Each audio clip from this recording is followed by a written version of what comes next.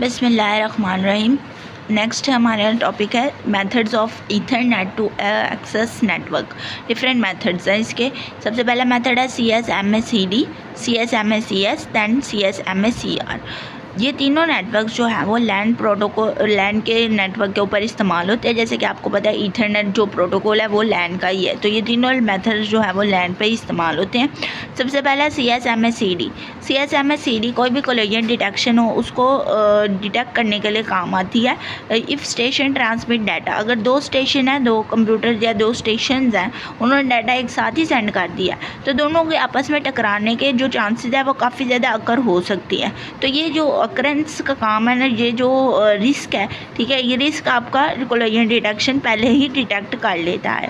इस तरह वो क्या करता है कि एक स्टेशन को वेट करने के लिए कहता है और दूसरे स्टेशन को डाटा ट्रांसमिट करने के लिए कहता है, जिसकी वजह से आप लोग कोलिजन को अवॉइड कर सकते हैं, कोलिजन से बच जाते हैं।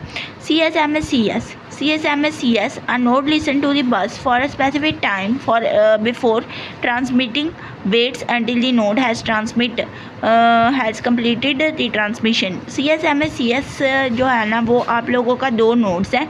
अगर एक नोड डाटा को ट्रांसमिट कर रहा है तो दूसरा नोड देखेगा कि जब वेट करेगा जब तक कि उसका डाटा कम्प्लीटली तौर पर ट्रांसमिट नहीं होता।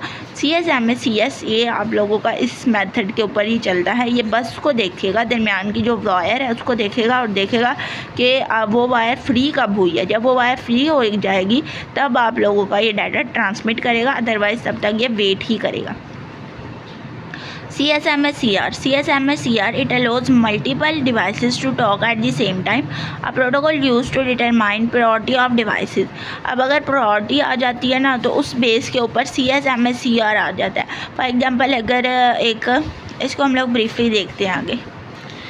यहाँ हमारे पास दो कंप्यूटर, दोनों इसमें से ये वाला कंप्यूटर जो नोड नंबर 1 है, फॉर एग्जांपल ये हमारे पास नोड नंबर 1 पहले डाटा को ट्रांसमिट करते हैं, ठीक है।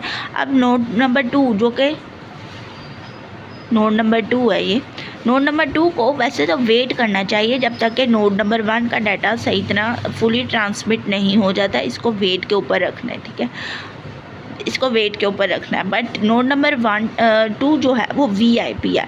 वो पता है VIP को हम लोग वेट नहीं करवा सकते। यहाँ पे जो प्रायोरिटी का फैक्टर है ना वो आ जाता है, तरजीह मिल रही है नोड नंबर 2 को। प्रायोरिटी का जो फैक्टर है वो आ जाता है, नोड नंबर 2 को तरजीह दी गई है नोड नंबर 1 के ऊपर, और नोड नंबर 1 को डाटा ट्रांसमिट करते वक्त ही उसको कैंसिल आउट कर दिया गया और अब ये दोबारा रीट्रांसमिट करेगा डाटा, और नोड नंबर 2 को कहा गया है कि तुम जो है वो डाटा ट्रांसमिट कर लो, ठीक है। तो इस तरह CSMA-CR वर्क करता है। तो हम लोग को समझ आ गई होगी। CSMA-CD, CSMA-CS एंड CSMA-CR, इन तीनों की जो स्टैंड फॉर्म है वो मैंने लिखी हुई हैं। सबसे पहले CSMA-CD, इसकी स्टैंड फॉर्म क्या है? Carrier sense multiple access collision detection, ठीक है। ये क्योंकि कोलाइड कोई भी टकराव हो रहा हो दोनों कंप्यूटर के डाटा के दरमियान में तो उसको डिटेक्ट करता है। दूसरी चीज़ है CSMA-CS, इसको CSMA-CA भी कहा जाता है और CS भी कहा जाता है, ठीक है। Carrier sense multiple access collision शनिंग और अवॉइडेंस। यहाँ पे जो S है इसका नाम है शनी, इसका मतलब है शनिंग, और A है जो उसका मतलब है अवॉइडेंस। यहाँ पे शनिंग को क्यों इसको कहा गया कि ये जो है ना, ये अगर आपका कोलिजन आ जाए ना तो उसको अवॉइड करता है। फॉर एग्जांपल अगर इसने कोलिजन डिटेक्ट कर दिया तो उसको अवॉइड करने का काम किसका है? CSMA-CA का, ठीक है। तो इससे ये दोनों वर्ड्स जो हैं वो इसी के लिए अल्टरनेटिव वर्ड्स हैं, तो आप लोगों ने ये चीज़ याद रखनी है। CSMA-CR का फुल फॉर्म क्या है? Carrier sense multiple access collision resolution, ठीक है। तो ये तीनों आप लोगों ने याद रखनी है, इसकी स्टैंड फॉर्म।